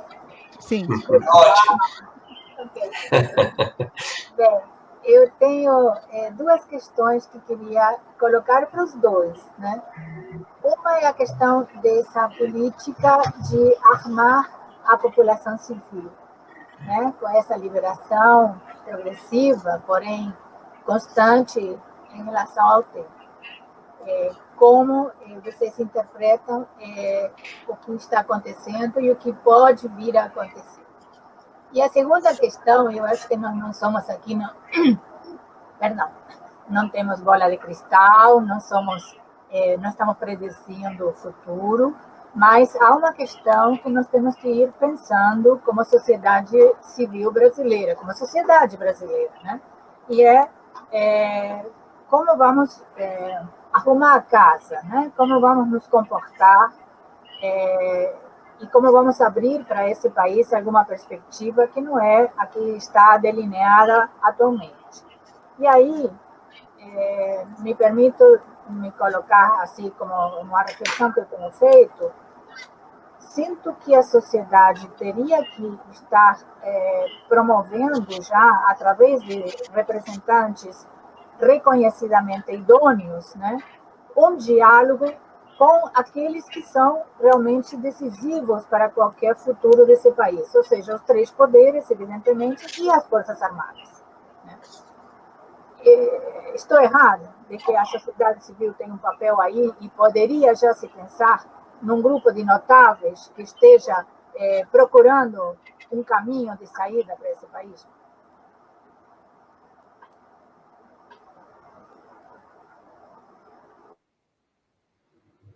Aí, professor João Batista? Pois é, esta que é a questão. Né? Como é que nós vamos encontrar saída e como que nós vamos compor, né, as correlações de forças, né, para fazermos o que não foi feito, né, nos últimos 30 e poucos anos. Né?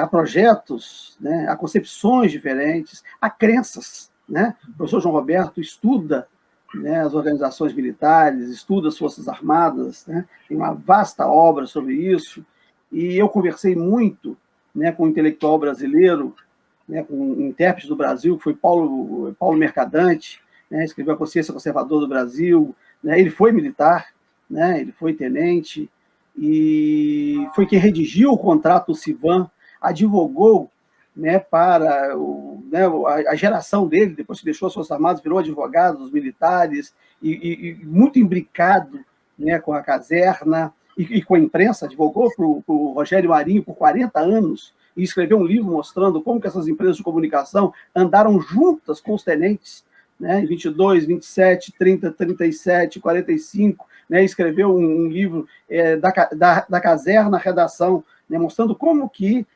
militares e empresários de comunicação andaram juntos, né, boa parte do século XX, né, o que leva, né, a dizer que essa parcela da imprensa não apoiou o golpe empresarial militar de 64.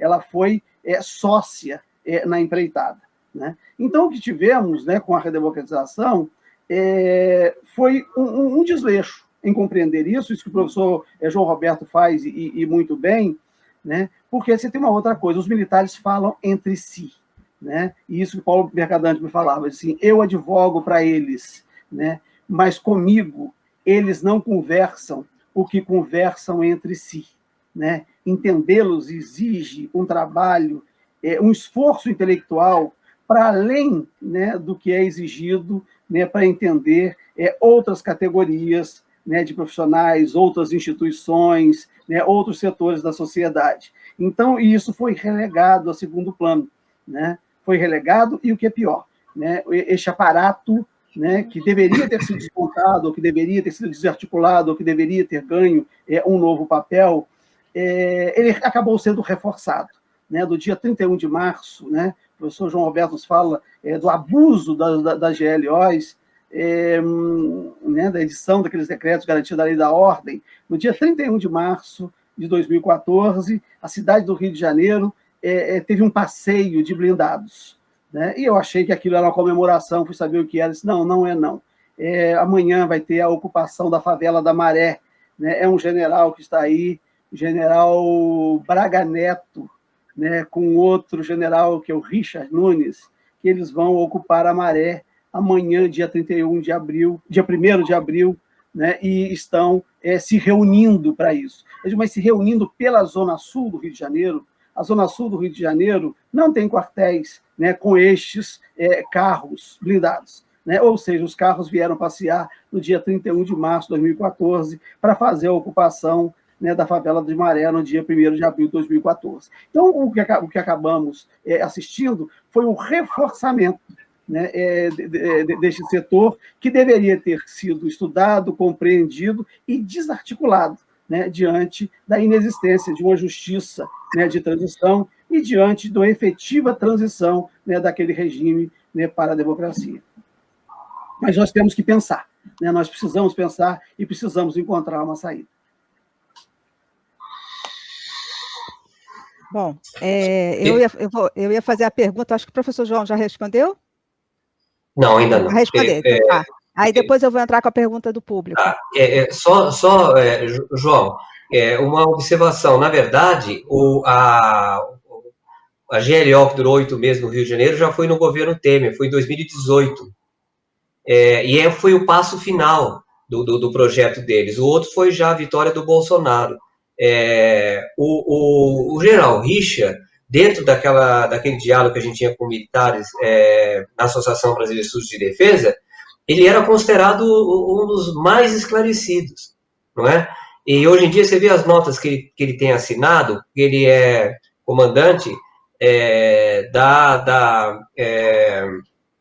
do Centro de Comunicação Social do Exército, não é? O problema que eu vejo, então aí já foi, isso foi precedido da reconstrução do Gabinete de Segurança Institucional pelo general Etchegói. Só havia 2 ministros militares no governo Temer, mas o mais poderoso, aquele que descia da garagem para esperar o Temer chegar e conversava com o Temer já no elevador, era o Etchegóin. O Etchegóin não quis participar do governo Bolsonaro. Eu acredito que ele não quis porque ele quis ficar mais numa reserva estratégica, né? E ele é um daqueles que, vocês citaram aí o Mourão, o Etchegóin é um dos que ataca o Supremo Tribunal Federal, citando o Ives Gandra Martins. Só que depois que ele citou o Ives Gandra Martins numa entrevista para a Rádio Gaúcha, 700 juristas, vocês lembram disso, né? Acho que participaram. 700 juristas falaram que não era essa a interpretação do artigo 142. Mas o homem se apega no tal do Ives Gandra Martins. Não adianta. Isso que você colocou é fundamental. Eles só pensam dentro dos quartéis. Quando houve a reforma do exército alemão, e tem uma tentativa de quebrar com a tradição do Estado dentro do Estado, que sempre caracterizou o exército prussiano e depois o exército alemão, a primeira coisa que eles fizeram, eles estabeleceram 3 princípios. Um dos princípios era o princípio da integração. O exército alemão não pode ser diferente da sociedade alemã. Se a sociedade alemã tem 3 ou 4 partidos, esses 3 ou 4 partidos legitimamente podem estar na mente dos soldados alemães. Eles não podem usar força para entrar na política, mas eles podem votar em quem eles quiserem. É legítimo isso. Esse que é um dos grandes temas para ser discutido no futuro. O exército não pode ser um Estado dentro do Estado. Evidente que também não pode ser um poder, como disse o presidente da OAB, não é poder. Só tem 3 poderes. Agora, a questão da construção da legalidade é um outro tema quente, né? Porque, para mim, esse governo não tenta construir uma legalidade. Agora há pouco eles tentaram mexer com a questão dos hospitais militares tão ociosos. Bastou um cara que o Bolsonaro colocou lá, que é o Jorge Rodrigues, que é se não me engano, oficial da Polícia Militar, filho de oficial da Polícia Militar. Ele acabou com a votação que estava se encaminhando com 2 votos, ela estava se encaminhando para exigir que fosse colocado esses leitos ociosos para a sociedade civil, que é quem paga isso. Eles falam, não, nós contribuímos. Sim, mas o governo dá 2 bilhões de reais por ano para os hospitais militares. Então, e agora ele colocou um fenômeno que eu acho que você entende muito mais do que eu. Existiu alguma vez no Supremo um ministro submisso a quem o nomeou? Que é o que está acontecendo agora, né? Então, é um governo que não tenta construir legalidade, ele tenta corroer a legalidade. É como se fosse um cupim, né? Ele tenta, sim, ocupar postos chaves e que vai deixar aí. O próximo governo vai ter que continuar com esses caras. Quantos ministros o Bolsonaro não vai nomear? Então, é muito diferente. O governo militar tinha um projeto de construção de uma nova legalidade. Esse governo não tem projeto de construção da legalidade. Se possível, ele queria instalar uma anarquia fascista, se fosse possível, mas isso ele não está conseguindo fazer.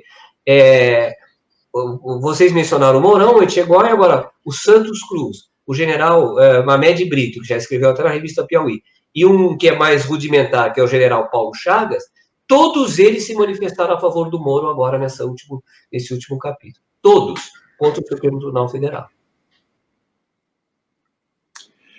Então, estamos frito e Illuminati. É melhor a gente partir da realidade, né?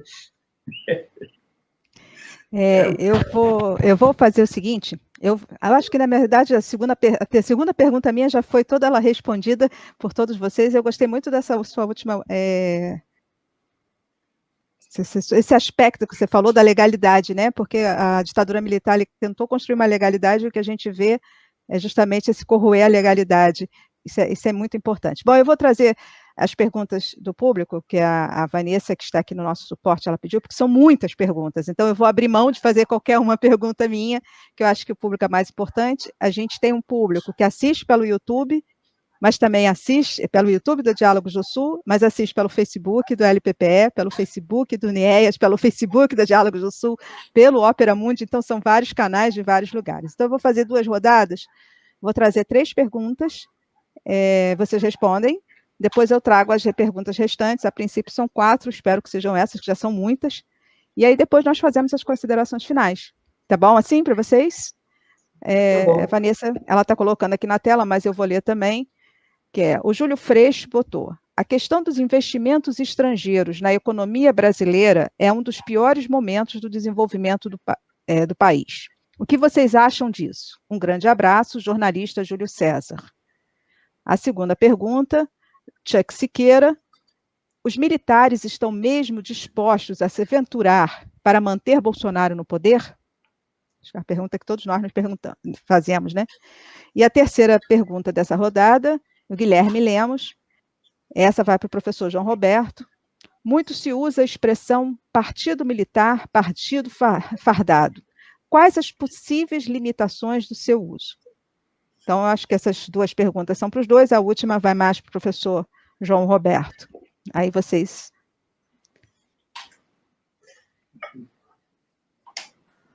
Quer começar, professor João Roberto? Não, pode começar o professor João Damasceno. Pois é, a questão do investimento estrangeiro, né, hoje, né, com a globalização, né, com esse modelo de trocas que nós temos internacionalmente,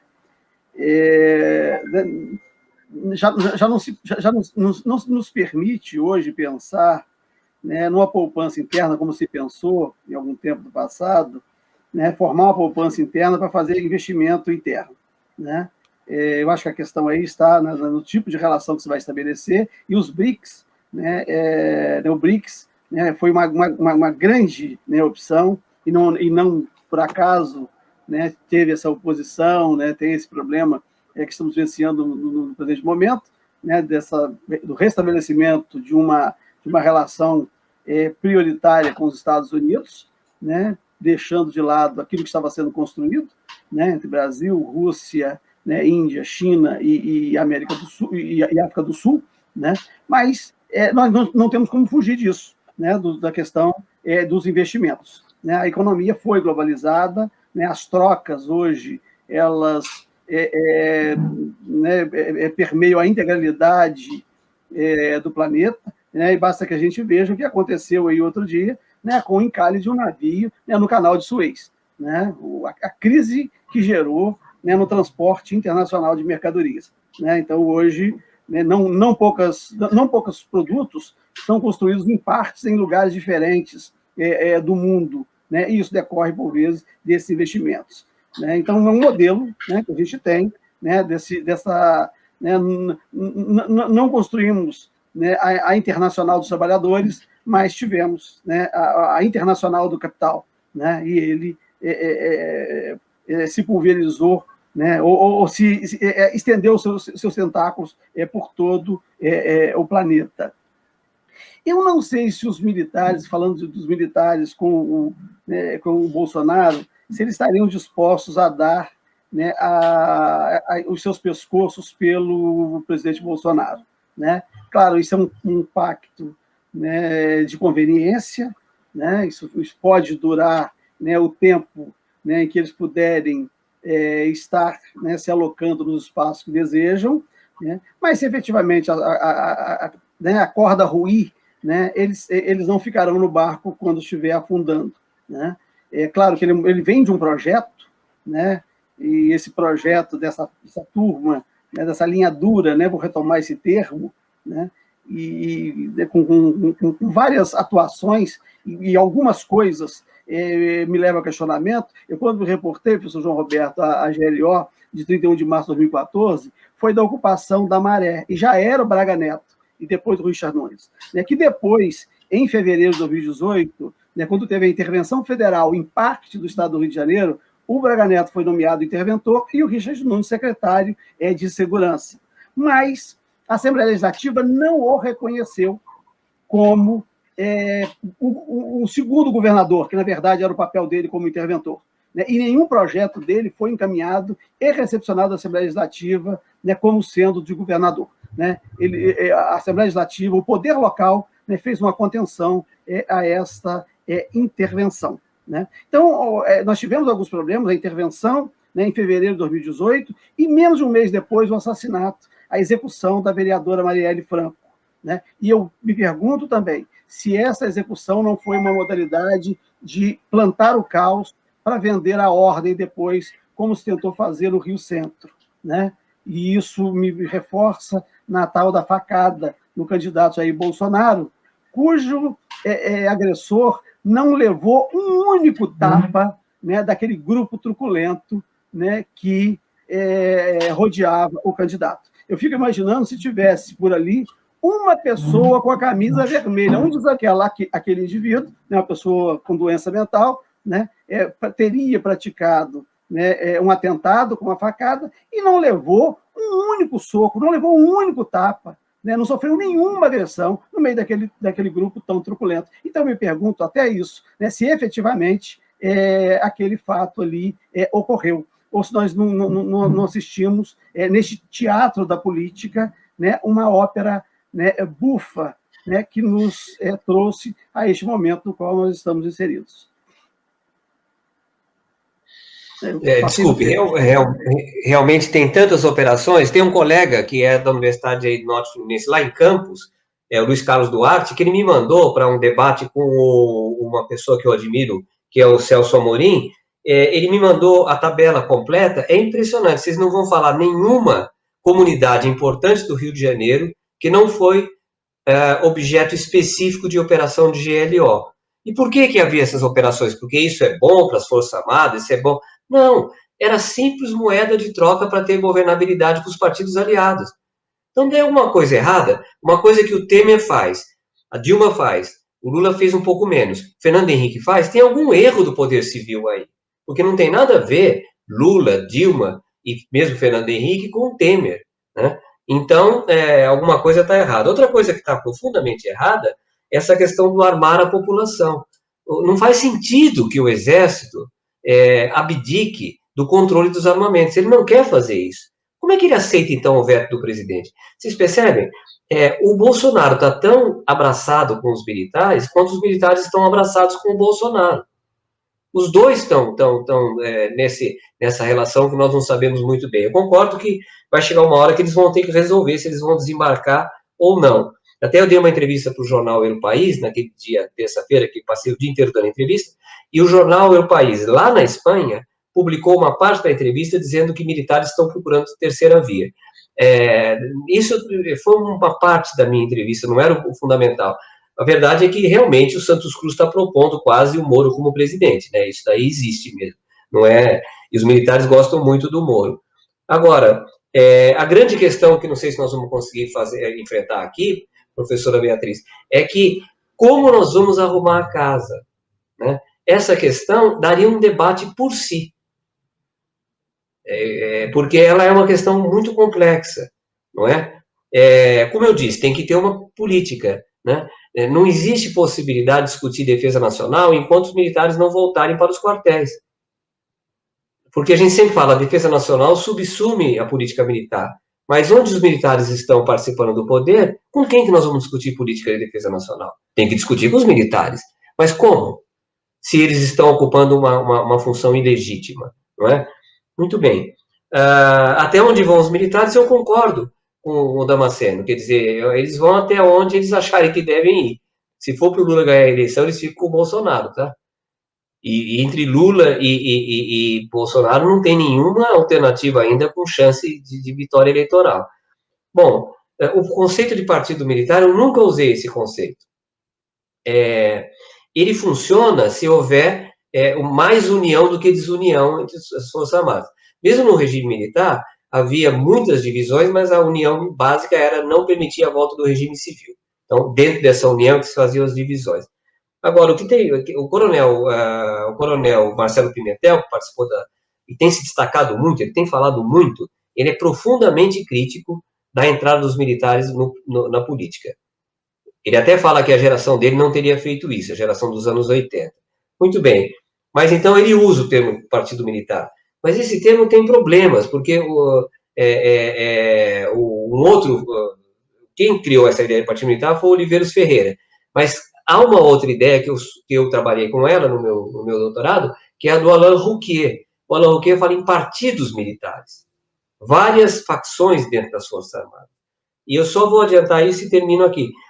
Pode ser que essa demissão desonrosa do ministro da Defesa e dos comandantes militares, que o Bolsonaro só sabe demitir com desonra, ele não sabe demitir com discrição, pode ser que tenha começado uma tensão, não sei o que vai dar, entre os militares que estão, acima de tudo, com o Bolsonaro e os militares da ativa, que a maioria é bolsonarista, mas não sei se gostaram do que o Bolsonaro fez. Então, eu diria, quem pôs o tal do celebrar o 31 de março foi o Bolsonaro e o Braga Neto. Tá? Eles nunca falaram do celebrar, eles falavam comemorar. Tem uma diferença entre os dois termos. Tá? Então, eu acho que a amizade íntima que o Bolsonaro tem com o general Ramos, o general Heleno, o general Braga Neto, pode estar simbolizando que vai haver alguma tensão entre esse grupo, então, chamaria de palaciano, e o grupo que é o Exército como instituição, vamos dizer assim. Até aqui não havia sinal disso, mas pode ser que isso ocorra, as coisas mudam, né? As coisas mudam. Então, ter um partido militar, eu não gosto desse termo, não. Bom, eu vou fazer agora as outras rodadas de perguntas. Vou pedir ao público só, que já são muitas perguntas, nós já temos 1h30, então acho que podemos fechar nessas perguntas, nessas 4 perguntas. A Vanessa Silva, que é a nossa, que está aqui no suporte aqui atrás de nós, que é da Diálogos do Sul, ela pergunta para o professor João Roberto, de certa maneira ele falou um pouco, mas gostaria que falasse um pouco mais, sobre o uso do termo ditadura civil-militar. Havia civis no regime, de fato, como também há hoje. Aliás, o regime hoje é civil ou militar? Acho que isso já é uma questão importante e longa. A Nogila Brandini perguntou, hoje em dia, com o advento da internet, é possível um golpe como o de 64 pela força? E o Wanderson de Castro, essa é uma pergunta até longa, ela vem em partes, ao professor João Roberto Martins. Se concorda com o uso do termo revanchismo com relação ao medo dos militares em se fazer justiça durante a transição de governo para civis? Pois com medo do dito revanchismo, não se fez justiça alguma pelo que ocorreu no período ditatorial. E a pergunta do Fernando Almeida, que é professor da UF, caros expositores, desde o golpe de 2016, vêm sendo citados e discutidos os conceitos de pós-democracia e Estado pós-democrático. Em que medida a sociedade brasileira poderia reagir a esta situação e qual a expectativa de uma reversão, sendo esta configuração perigosa para todos nós? E encerramos as perguntas aqui a vocês e depois fazemos as considerações. De novo, pediria ao professor João Batista que começasse. Pois é, quanto das 4 perguntas, duas são exclusivas para mim, as 4 são do professor João Roberto. Eu vou me ater às 2, que me parece me dizem respeito. A questão da internet, se é possível um golpe como o de 64. Independentemente da internet ou não, a realidade é outra. A conjuntura é outra, os interesses são outros, a sociedade é outra. Então, nós já não teríamos algo daquela natureza. Toda a configuração, todo o arcabouço político, jurídico, militar, ele é diferente hoje. A internet é apenas um instrumento. Nós não podemos imaginar que isso seja algo que mude tanto as relações. Se não fosse esse momento de pandemia, nós talvez estivéssemos reunidos presencialmente, fazendo transmissão por outra via, ou até pela internet. Mas estamos utilizando este meio de vídeo, nos reunindo por meio da internet, e isso não altera a possibilidade de reunião e a nossa interlocução. Então, a internet é apenas um meio. Então, eu acho que isso não é a internet que altera, é a realidade que se alterou, as relações se alteraram, os interesses se imbricaram de forma diferente e que, portanto, não possibilitam aquele mesmo tipo de atuação. Quanto à questão da pós-democracia, quem escreveu o livro sobre pós-democracia e o Estado pós-democrático é um colega meu também da Associação Juiz para a Democracia. Aliás, o termo não é dele, mas ele escreveu o livro com esse título, que é meu colega Rubens Casara. Eu tenho uma outra visão disso. É claro que ele tem uma visão de pós-modernidade, nós vivemos um momento de pós-modernidade, a racionalidade que nós esperamos de uma ordem jurídica ou do Estado de Direito já não existe mais, nós vivemos um outro momento né, e na pós-modernidade tudo é fluido, né, nada é definível, nada está definido, né, os conceitos eles já não subsistem, né? Eu acho que não, né? Eu acho que nós temos uma crise, sim, né, do modelo democrático, né? Temos uma crise do capital, né? Tivemos aí a inovação tecnológica, né, que excluiu parcela significativa da sociedade, da própria capacidade de ter a mão de obra explorada, e isso é um problema, né? Nós temos uma parcela da sociedade que sequer, né, ser explorada pode, né? Não são mais um exército, né, de mão de obra de reserva, né? São párias na sociedade, né? E aí essa parcela se tem destinado a uma política de eliminação física, né, que é o que se faz, né, na periferia, que é o que se faz, né, na Baixada Fluminense, é o que se faz nas favelas, né? Mas eu acho que, apesar de todo esse novo cenário, né, dessa nova conjuntura, né, dessas relações de produção, nós não estamos vivendo um momento de pós-democracia, nem de um Estado pós-democrático. Nós estamos vivendo uma crise, né, de um modelo, né, e nós vamos ter que encontrar, né, saída, né, para essa crise e construção de um novo modelo. Pois não. Muito obrigado. Olha, eu queria agradecer muito a participação sua, professor, porque realmente eu geralmente debato só com pessoas que também entendem do mesmo assunto que eu, mas eu aproveitei muito das suas considerações, principalmente essa questão fundamental do artigo 102. A gente não vê isso daí citado, e é uma coisa fundamental, a gente intui, mas o artigo ali nos ajuda muito. Com relação, então, eu diria, quer dizer, só repetindo, que os militares não aceitam é que há um poder acima deles, que é o poder de guardião da Constituição. Eles não aceitam isso, né? Para eles, são eles que são os guardiões da Constituição, né? Por falar nisso, eu tive um debate que foi lastimável, eu e um professor alemão, promovido pela Embaixada da Alemanha, com um dos mais radicais desses generais, que foi o general Rocha Paiva. E eu procurei, para não depois me expor a um ataque virulento dos bolsonaristas, tudo que eu contra-argumentava com o general Rocha Paiva, eu usava citações de generais também, esses que saíram do governo, que alguns deles falam que não é possível pensar em poder moderador, não é? Mas o que acontece? Nós fizemos um tremendo erro. Debater com a direita tem que ser uma coisa muito bem articulada. Eu servi de boi de piranha, as pessoas vão ter que aprender depois do que eu passei. Ele estava sendo assessorado por várias pessoas, e eu fui sozinho para o debate. Então, chegou um ponto do debate, já no finzinho, que ele estava perdendo. Aí, de repente, ele pediu a palavra, encerrou o debate, colocando uma série de absurdos que ninguém tinha discutido até aí, fechou e passou depois o irmão dele a divulgar o debate com os seguintes termos. Vejam aqui como o general Rocha Paiva se deu bem sobre 2 professores. A coisa esquenta no final. Sabe quantas pessoas assistiram esse debate, onde eu me arrebentei diante do general? 260 mil pessoas assistiram. 90% com certeza eram militares, não é? Então a gente tem que tomar muito cuidado. Eles não debatem, eles se impõem, não é? Então precisa pensar até se vale a pena participar.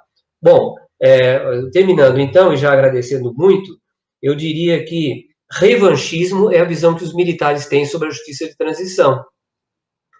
Não foi revanchismo, foi construir a versão oficial do Estado brasileiro, e eu não estou entre aqueles que criticam a Comissão Nacional da Verdade, acho que a gente faz o que a gente pode. Foi já um grande avanço. Hoje em dia, quando o governo usa, a gente não age no vazio, né?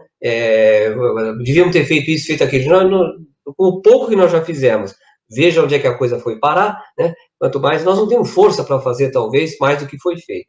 Mas quando o golpe foi comemorado pela primeira vez em 2019, a própria Rede Globo disse: foi um golpe, segundo as conclusões da Comissão Nacional da Verdade. Então passou a ser a versão oficial. Eu acho que isso é um avanço tremendo, né? Passou a ser a versão do Estado brasileiro que a imprensa usa quando... Né? Agora, outra coisa que eu não sei, quer dizer, a questão do civil-militar, eu escrevi um livro chamado O Palácio e a Caserna, onde todo ele é baseado na ideia de que a ideologia, os locais de poder e a dinâmica eram militares, né? Evidente que havia civis, nunca nós negamos isso, Eu via isso até na minha própria família, que é muito grande. Mas a gente via também como os civis tremiam diante dos militares, né? De qualquer modo, eu acho que esse tema também daria um outro debate inteiro, e também concordo com o que o professor João Damasceno falou sobre o golpe. Eu acho que não é mais isso que está... Eles não queriam isso, na verdade eles queriam ter subido ao poder com o Bolsonaro e não ter aparecido. O Bolsonaro, que é muito perverso, fica expondo eles o tempo todo, tá? E eles não queriam, eles queriam ficar lá nos bastidores controlando o Bolsonaro. Tem um amigo meu que cita o diálogo que ele teve com o general. O general explicou como tinha sido a participação militar na campanha, e ele perguntou para o general, mas quem vai segurar o doidão? E o general falou, eu seguro. 5 meses depois ele estava demitido. Não segurou, né? É isso. End of story, como diz o pessoal de língua inglesa. Eu acho, professor, que não foram somente os militares que acreditaram que poderiam segurar o presidente, né? Porque houve aí um pacto muito importante com o empresariado e com uma boa parte da mídia mainstream, né? E todo mundo achou que viva a Pepa, como dizemos, que agora sim está tudo bem, porque vamos finalmente nos livrar desse inferno do PT demonizado, né? E não houve a capacidade crítica, né, de superar uma visão estreita em relação a esses governos que poderiam ser criticados e poderiam, pelas regras da democracia, ser derrotados, né?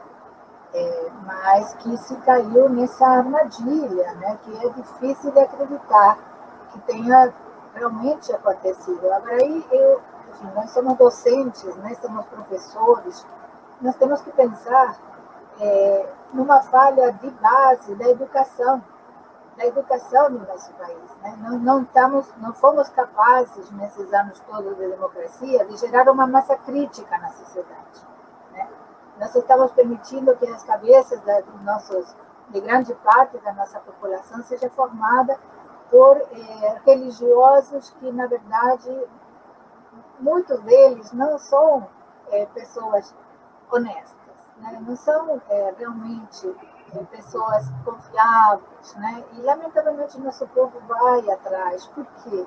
Eu acho que é uma falha, e aí Darcy Ribeiro dizia, né, a falência da educação não é, por acaso, um projeto político. Sim, é verdade, né? Mas nossos governos poderiam ter feito mais, né? Nossos governos poderiam ter feito mais. A gente tem que tirar lições, lamentavelmente concordo, não adianta olhar somente para trás, mas olhar para trás de forma crítica para tentar não repetir erros, isso sim é necessário, né? Também não porque não se penalizar, né? Se punir pelo que não foi possível fazer por uma correlação de forças adversas, mas pensar o que talvez teria sido possível fazer e simplesmente não enxergamos corretamente que esses eram pontos nevrálgicos. E outro ponto nevrálgico foram os meios de comunicação. Eu não acredito que necessariamente teria que ser punido ou enfim, destruído o que estava lá do meio de comunicação. Mas há formas de ajudar a crescer os que são realmente um jornalismo, enfim, uma fonte de informação com uma consciência de que esse é um serviço público, né?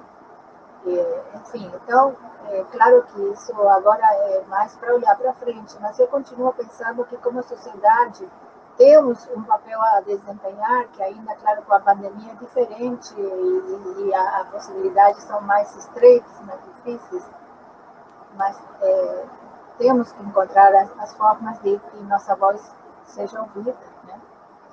E dialogar com os militares. Olha, eu aí quero terminar com um depoimento, porque eu nasci no Uruguai, né, apesar de ter 40 anos no Brasil, e a nossa experiência histórica recente é que é importante, né, não se privar de um diálogo e deu uma aproximação com os militares. E aí eu necessito reivindicar a figura do general Líder Sereni, sem o qual não seria possível, não existiria sequer a Frente Ampla que governou o Uruguai durante tantos anos, né? Porque ele foi o presidente da Frente Ampla antes da ditadura, durante a ditadura, preso, ele continuou sendo a referência, e depois da ditadura, quando ele saiu da prisão, ele conduziu a Frente Ampla, inclusive, a uma primeira vitória, quando se ganhou a prefeitura de Montevideo e depois a presidência, né?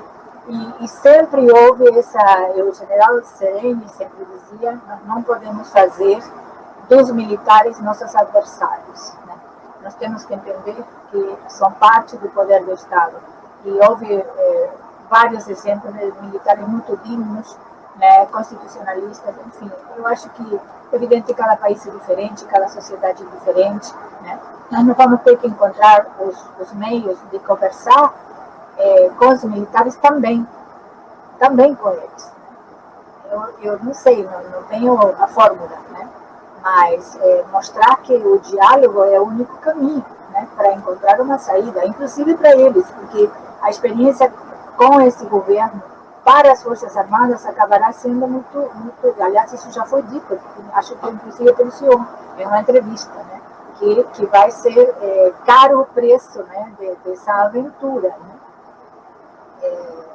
Enfim, é uma reflexão, eu considero que nós temos que conversar muito, a academia, as igrejas também, a diferentes segmentos da sociedade, e as Forças Armadas, chamá-los para conversar.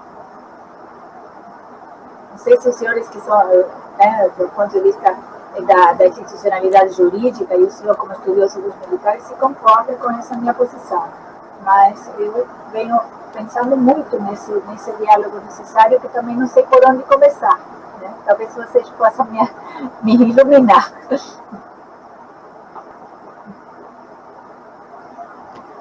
Eu acho que podia agora o Paulo fazer. A mim, o que realmente me preocupa, né, é que o governo militar, 10 mil militares, né, o governo militar está militarizando o Estado. Então, essa mentalidade militar levada à política, levada à justiça, que é o grande perigo, né? Deixa de ser política para ser guerra. Guerra, aquela eterna guerra do Estado contra o povo, que tomou um aspecto agora total, né? O povo absolutamente abstraído de tudo, e como nunca antes o Estado sendo militarizado. Não é só um governo militar, é muito mais que isso. E outra coisa que também me preocupa, né, são irreversíveis, a irreversibilidade. É possível a gente recuperar a Petrobras, por exemplo? Como, do meu ponto de vista, esse governo é ilegítimo, então todos os atos dele seriam possíveis de reversão. E porque a gente não vai... Eles estão destruindo o país. Para fechar as contas do governo, eles vendem o que não lhes pertence. Acabam de vender 22 aeroportos por 6, para botar em caixa 6 bilhões de reais, que evapora, né? Não dá nem para pagar parte dos juros da dívida. 6 bilhões desaparecem. Eles estão dilapidando o Estado, porque os bens são do Estado, eles estão dilapidando o Estado. E como que a gente para isso judicialmente, militarmente? Como que a gente vai voltar a ser um país soberano? Eu estou muito cético e muito preocupado com isso. Bom, acho que podia fechar agora o Paulo, a Beatriz, eu só vou dar um recado, e a gente, porque já tem 1h e 45 minutos, o tempo voa, esse é um dos problemas da internet, o tempo voa, né? Então, eu acho que o Paulo pode fechar aqui nossa conversa, eu só vou passar as informações. Eu acho que coloquei... Da minha parte, eu já falei, acho que o debate é muito interessante. Você gostaria de ouvir nossa convidada nessa parte? Deixa a Beatriz encerrar. Eu gostaria de ouvir ainda os professores sobre essa minha colocação, porque eu estou realmente muito pessimista, muito preocupado com essa militarização do Estado, né? A gestão militar em toda a questão do Estado. Professores, João Roberto. João Roberto, você quer responder ao Paulo? Eu só queria fazer uma observação. Aproveita também para se despedir. Claro. Eu concordo com tudo que a professora Beatriz falou, mas a gente também não consegue tocar em todos os temas. Também aí há temas que seriam para um outro debate. Agora, não concordo com uma coisa. Não há condições de diálogo com os militares hoje. Nós fundamos uma associação que virou uma das maiores associações do mundo de estudos de defesa. Ela tinha 600 pessoas nos congressos e todas as escolas militares mandavam seus oficiais lá. Nós apostamos, eu me lembro que uma vez tinha um aluno do Uruguai, ele falou que coisa fantástica vocês fazerem um congresso onde tem militar sentado do lado de civil, numa mesma mesa, quase todas as mesas. A gente tinha orgulho disso, né? Eles nos enganaram completamente, eles dissimularam, eles tomaram o poder sem que a gente percebesse. Nós não temos condições de dialogar com os militares na presente situação. E nós dedicamos 10 anos das nossas vidas a esse diálogo. Não foi uma coisa qualquer. Eu dialoguei com todos esses caras que estão aí. Eu participei de mesa redonda com o Vilas Boas, ganhei até um negocinho de abrir carta para eles, entendeu? É fácil para eles darem esses presentes todos para a gente. Participei em debate com o Etchegóin, então eu conheci um pouco essas pessoas. Não dá. Você não pode conversar com uma geração que apoiou um presidente como o Bolsonaro. Talvez no futuro, mas no momento os civis têm que se impor depois das eleições e devolver os militares aos presidentes. Aí nós podemos conversar. Mas eles não podem ser interlocutores antes disso. Paulo, eu concordo plenamente com o professor, né, Paulo Roberto, né, e aí volto ao Paulo Mercadante, né, quando ele dizia que os militares conversam entre si e nos enganam, né, eles não falam, né, com a gente o que eles falam entre si, nós nunca sabemos o que eles pensam e o que eles fazem, o que eles pretendem, né, porque eles vivem a arte da dissimulação, né, mas a sociedade brasileira, Paulo, é muito viva, né, e eu vou trazer aqui o final do Triste Fim de Policarpo Quaresma, né, do Lima Barreto, em que ele zomba da própria prisão, né? Qualquer um ficaria deprimido a sobrinha dele que vai visitá-lo, né, está triste com aquela situação e ele acalenta a sobrinha. Não se preocupe, essas coisas não acontecem do jeito que você, com esse pessimismo que você acha que vai acontecer, né? É claro, né, estão destruindo esse país, estão entregando as nossas riquezas, mas esses contratos também são temporários, né? A sociedade brasileira tem a capacidade de se reorganizar e eu espero que o que está acontecendo nos sirva de aprendizado, tanto na relação, né, com, né, este capital voraz, né, que está destruindo o país, que está se apropriando das riquezas nacionais, quanto com esses grupos, né, dentre os quais os militares, né, que nos enganaram e que estão dando suporte a essa situação. Eu espero que nós aprendamos com isso e que, num outro momento, quando nós nos rearrumarmos como sociedade, nós possamos trilhar novos caminhos. Tudo isso que estão fazendo aí é temporário. Os contratos que fazem, eles são temporários. Tá? Não precisa nem rescindir contrato, não. Muitos deles, basta esperar, né, o tempo.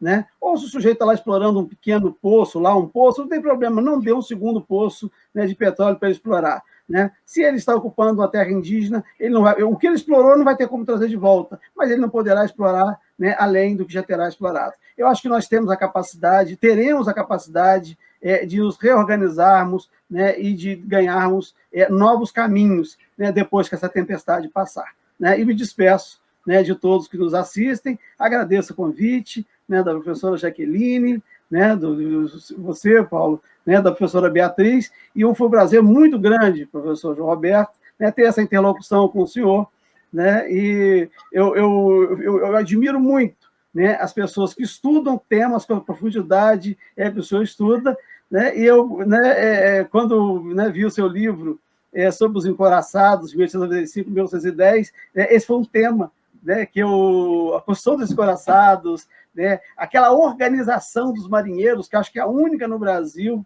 né, em que a ralé, né, entre aspas, por favor, se organizou e fez aquela coisa monumental, né, que foi a revolta da Chibata, sem a participação de ninguém, né, que fosse externo, aqueles próprios trabalhadores, né, descendentes, a maioria descendente de pessoas escravizadas, mas que fizeram algo extraordinário, né, que foi com uma das maiores esquadras do mundo, né, em 1910, no Rio de Janeiro. Né? Fiquei muito feliz em participar desse debate com o senhor. Foi um prazer muito grande essa interlocução aqui, e parabéns pela sua obra, né, e pela sua participação, pelas suas respostas. Né, para mim, foram muito esclarecedoras. Tá? Muito obrigado. Eu queria agradecer muito também, fazer uma observação, antes de fazer uns agradecimentos aqui que eu queria fazer.